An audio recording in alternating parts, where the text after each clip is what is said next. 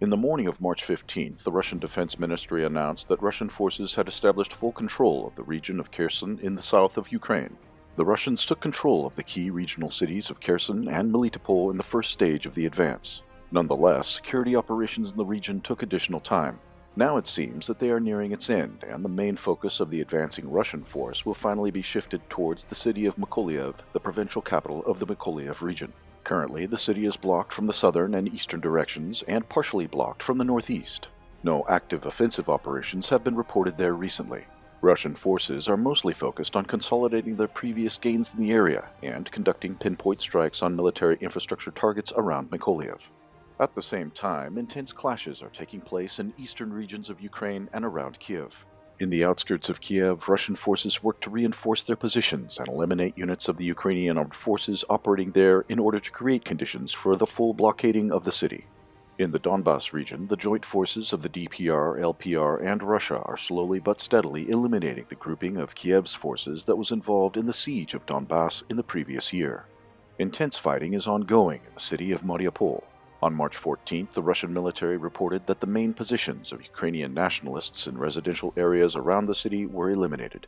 This allowed to secure humanitarian corridors for civilians and to begin the mass evacuation of the population that had been held hostage by Ukrainian nationals. As of March 15th, Russian and DPR units already operate inside Mariupol, advancing towards the city center.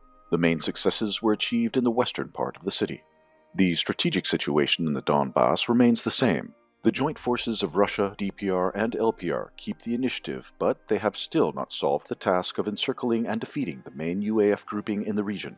On March 14th, advances were reported in the south, where the joint forces reached the villages of Vodyanoe, Sladkoe, Stepnoe, Taramchak, and Slavnoe. On March 15th, they took control of the settlement of Pantelemonovka and reached the Verne-Toretskoye-Novosolovka II line.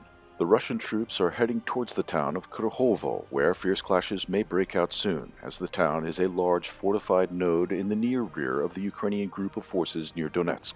Simultaneously, an operation is ongoing to fully encircle Kiev's forces in the Severodonetsk-Lysychansk area. Intense fighting is ongoing in Popasnaya.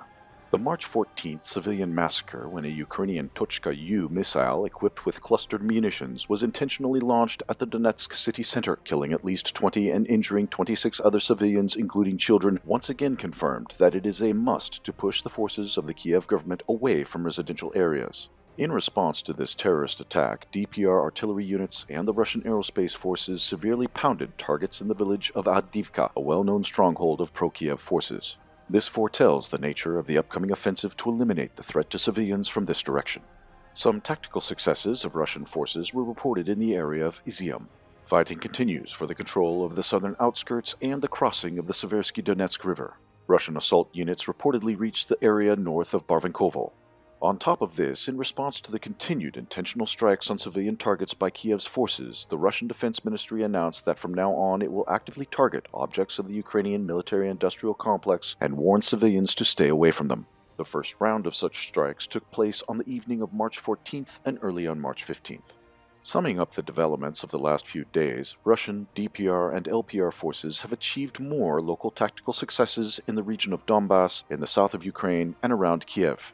Nonetheless, the total number of Russian armed forces in Ukraine is objectively insufficient for fast and decisive flank coverage and encirclement of thousands of Ukrainian troops in fortified positions. Therefore, the Russian military changed its initial tactics of a cavalry charge to the systematic destruction of enemy forces and means by using its advantages in aviation and artillery.